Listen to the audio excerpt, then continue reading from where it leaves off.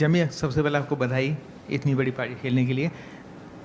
338 run जब target मिला तो टीम का क्या थॉट था, और जब आप बैटिंग करने के लिए आए तो आपके दिमाग में क्या चल रहा था कि इतनी लंबी पारी, इतना लंबा स्कोर चेज करना है, तो आपके दिमाग में क्या प्रोसेस चल रहा था, उसके बारे में ज़रा बताइए। या आई थिंक जब ये स्कोर आया, द टीम का thought was that against New Zealand in 49 overs we had scored 3-4-1. Against Australia and Vizag, where we had scored 333. So we knew that we've done it against this team, and I felt with the way Australia started, we were 20, they were 30 runs short with the way they were going, with the start they got. So I knew they were 30 runs short, and DY Patil is such a pitch, any score is chaseable. So I just knew that मेरा thought process क्या था कि I just had to be there, क्योंकि runs आते हैं, but I need to be there to get those runs. Jemima, it was a world record chase in the league stage that Australia did against India, and today it was, you think it was a fitting reply to Australia that you had a world record chase in women's ODIs, and were you praying, or were you tired that you were in between overs, in between deliveries, you were kneeling down and looking down? Were you praying, or what was it? Yeah, I was praying, I was talking to myself, because actually I lost a lot of energy. I was feeling very tired, and because of the tiredness I was playing a few shots that, it was a very tricky phase at that time, ki should I go right now, should I take it deep? So I think that was one learning for me also, like to just stay there, towards the end we always take it deep. But yeah, I was praying, I was talking to God, because I feel that I have a personal relationship with him, and when I cannot carry myself, he always carries me. It was a fitting reply to Australia in this kind of a record chase. I honestly feel whichever team would have come in the semi-finals, it would have been the same reply from our team, because we don't want to play the team, we want to play the moment and win that moment. We want to play the match and win the match, and whichever team would come, I think our reply would be the same. We would play with the same passion, same aggression. We would play to win this match for India. Hi, Jimmy. So first of all, it was very, very tough out there, like the conditions. I think the humidity was really high.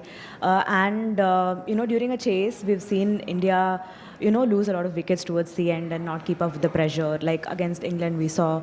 And so can you just talk about how you just kept your nerves, and what was the communication like in the middle, and especially to play through that heat? And, I think against Australia specifically, can you just tell us? I think the first thing I'd answer is that I have been a part of chases. I think against Australia, almost 3 chases where we were going well, we got it to run a ball and we lost from there. And I think those moments taught me a lot, and I just wanted to be there to finish it off. Even the previous day we had a group discussion. We were just saying what all we could do better in this World Cup, and all I said was that I want to be there till the end and finish the game. Whether we are batting first, I know if I'm there, I can make a partnership and get those 20-30 runs extra, because I run well, pick gaps, unusual gaps. And the second thing was, if we are chasing, then I want to make sure I want to take the team through. And this just feels like a dream, actually. It just felt like everything was such a setup, because the last month wasn't the easiest, but it just felt like a setup for this moment. So yeah. Jimmy, everyone dreams to win big matches for their country. It was a World Cup semi-final against 7 times champion Australia, and your knock was, the defining moment for India. How do you rate this innings? And you were also riding on luck, so how do you feel about, encashing those chances? I mean, how do I rate this innings? Actually, I've not let it sink in. All I would say was, I didn't play for my 100. I didn't play to prove a point at number 3. I didn't play for my 50. I just played to make sure India win. At that board, I wanted to see it at the end, and that was my only motivation. And I think when you have that thought process, I think God also favors you. You do it for the team. You don't do it for yourself. And I think I've always played my cricket that way. And I'm at short for words, actually. Yes. Hi, Jemmy. Well played today. Thank you. You said yourself you have been against Australia in chases like this, where coincidentally every time a Harman wicket falls, India tend to lose out at the death. pretty similar to what happened today as well. And just want to know, in that moment, what was that internal dialogue Yeah. like between you and yourself? What was that internal dialogue like? Yeah, actually, when you said that, I remember at that point I also felt that way because, and I was telling Haridhi that we both have to finish it. We can't leave it for the end just because we are set and we know we can take it through. And when that happened, but actually, it wasn't a blessing, but it's like a blessing in disguise for me because I was kind of losing my focus because of my tiredness. But when Haridhi got out, I think that added more responsibility to me that, okay, I need to be here. Okay, she's out, I'll score for her. And I think that again got me in the right zone. Then I started just, sensibly playing. So, yeah.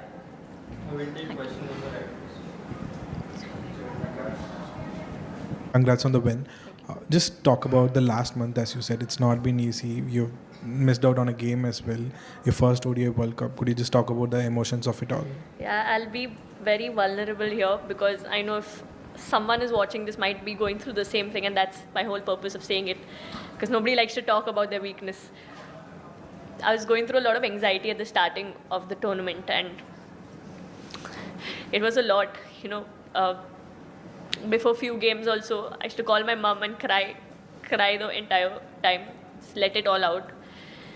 Because when you're going through anxiety, you just feel numb. You don't know what to do. You're trying to be yourself. And also, in this time, my mom, my dad, they supported me a lot. And also, there was Arundhati, who I think almost every day I've cried in front, almost every day I've cried in front of her. Later I was joking, I said, you don't come in front of me, I'll start crying. But she checked on me every single day. And there was Priti who helped me. She also knew what I was going through. Few of the net sessions, she was just standing there. Even yesterday she came, she just stood there just because, didn't say much. But she just knows that her presence is important for me. There's been Radha, who's, always been there, taking care of me. Like I'm so blessed to have friends I can call family, that I didn't have to go through it alone, and it's okay to ask for help. And that's what happened. And my mom also, she's as emotional as I am, but she went through a lot, my family went through a lot, but everyone stood by me and believed in me when I didn't, when I couldn't. And the other thing, then what happened, it started with the anxiety thing. Then I was dropped from the team. That really hit me. And when you're dropped, you have a lot of doubts because I always want to contribute to the team. But that day I couldn't do much sitting out. And then when you come back in, it's a lot more pressure with everything that was happening in the past month. But sometimes all you need to do is just hang in there and things fall into place. So I think, yeah. So I'm very grateful for the people who believed in me when I couldn't and were there for me and understood me. Because I couldn't do this on my own. I'm grateful to Jesus because just His presence and reading the Bible just has encouraged me in my tough times. And the Bible says that weeping endures for a night, but joy comes in the morning. And today joy came, but I'm still weeping. We will take just last two questions. Yeah, Jimmy, is this your greatest cricketing moment ever? And how special is this, considering that you missed out on the 22 World Cup? And was that the point where you resolved that you're going to come back with a bang, because we've seen your career go up and up from there?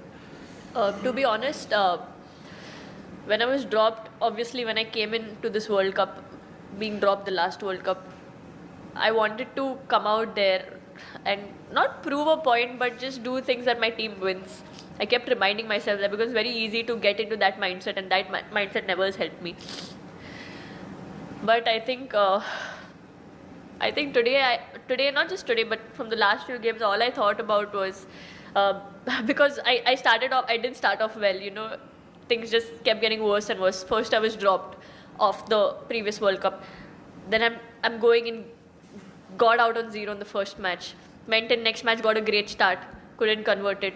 Again getting out on 0, then getting a 30, then being dropped. So just when I felt, okay, now it's going to happen, things just got worse and worse.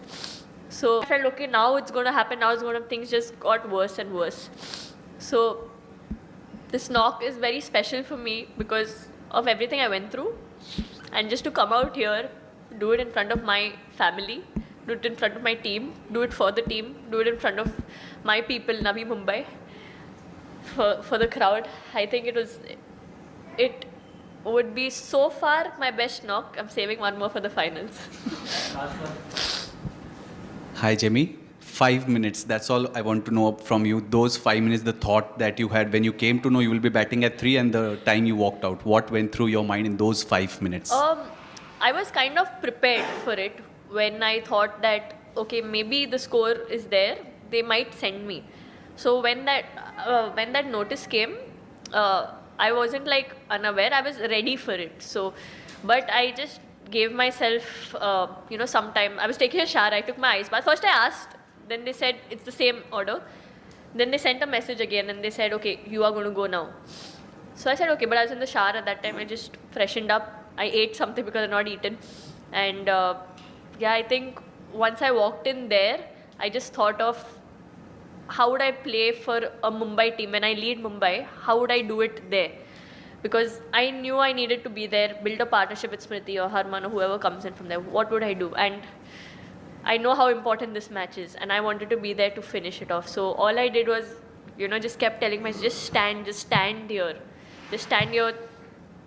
Amazing things can happen towards the end. You just give God a chance. Just stand here. You never know what can happen towards the end of the match.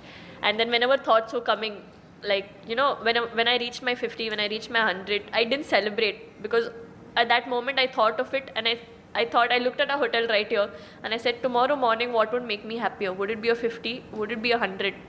No, it would be India winning. And I want to wake up with that. I want to sleep with that smile ki we are playing the finals and I'm waking up to get ready for a finals. So I think that kept me motivated.